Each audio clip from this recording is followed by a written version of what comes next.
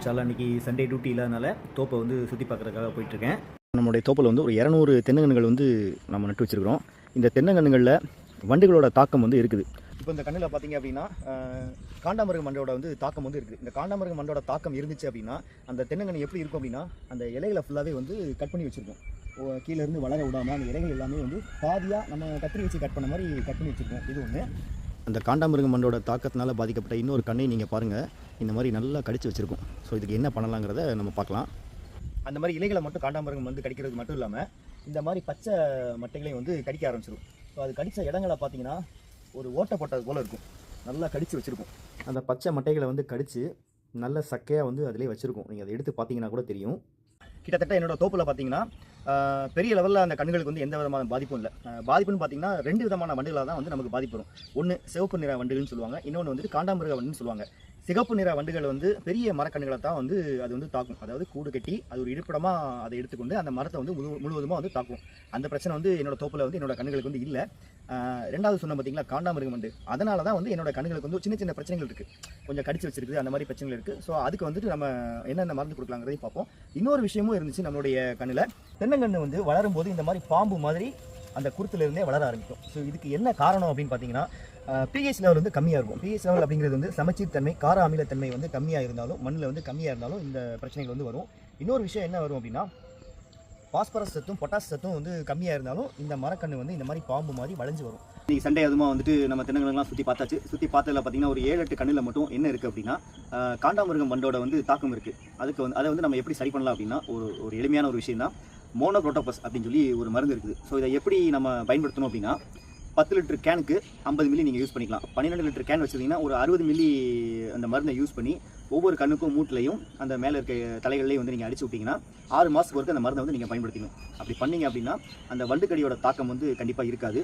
இன்னொரு விஷயம் என்ன அப்படின்னா பூச்சிகள்லேருந்து நம்ம கண்ணுகளை பாதுகாக்கிறதுக்கும் இந்த இதுவும் அடிக்கலாம், ப்ரோஃபெக்ட் சூப்பர் அப்படின்னு சொல்லி இருக்குது. ஸோ இதையும் வந்து நீங்கள் தாராளமாக வந்து அந்த 10 லிட்டர் கேனில் இந்த மோனோக்ரோட்டோபஸையும் இதில் ஒரு 50 மில்லியும் சேர்த்தே நீங்கள் வந்து தாராளமாக அடிச்சு விடலாம். பொதுவாக வந்து இந்த மோனோக்ரோட்டோபஸ் மட்டும்தான் அடிப்பாங்க, நமக்கு பூச்சிகள் வராமல் இருக்கும், ஈக்கள் வராமல் இருக்கிறதுக்காக இதை வந்து நம்ம சேர்த்தே வந்து அடிச்சுக்கலாம்.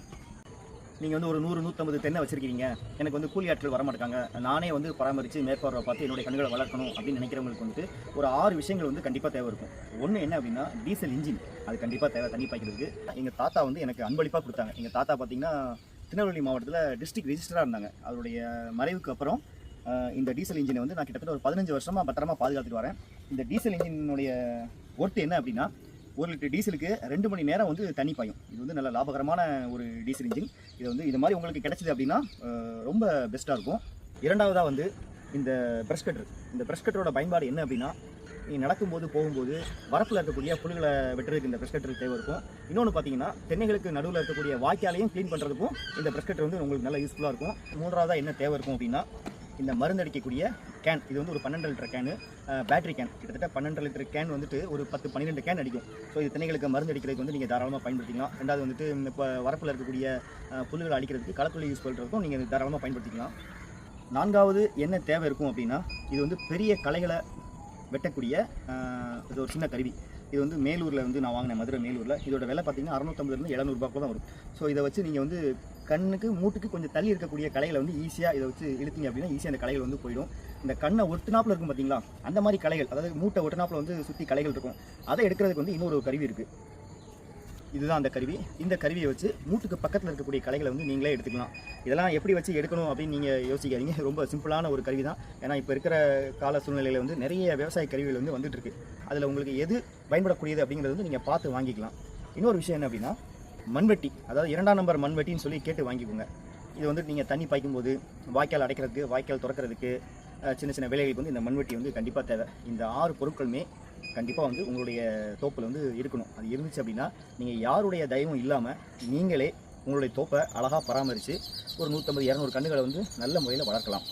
இப்போ நமக்கு வண்டுகடி இருந்துச்சு, அப்புறம் அந்த அதுக்கு என்ன மருந்து கொடுக்கலாம் அப்படிங்கிறத பார்த்தோம். இந்த மருந்துகளை வந்து எப்படி பயன்படுத்தலாம் அப்படிங்கிறது தெளிவான ஒரு வீடியோ வந்து அடுத்த வாரம் கண்டிப்பாக நான் அந்த காணொலி மூலமாக காமிக்கிறேன். ஏன்னா நாளைக்கு திங்கட்கிழமைங்கிறனால நான் வந்து டியூட்டிக்கு போகணும். ஸோ இன்னையோட இந்த வீடியோ முடிச்சுட்டு அடுத்த வாரம் இல்லைனா ஒரு 2-3 நாட்களில் இந்த மருந்துகளை வந்து நான் எப்படி பயன்படுத்தலாம் அப்படிங்கிற தெளிவாக வந்து உங்களுக்கு காமிக்கிறேன். நன்றி.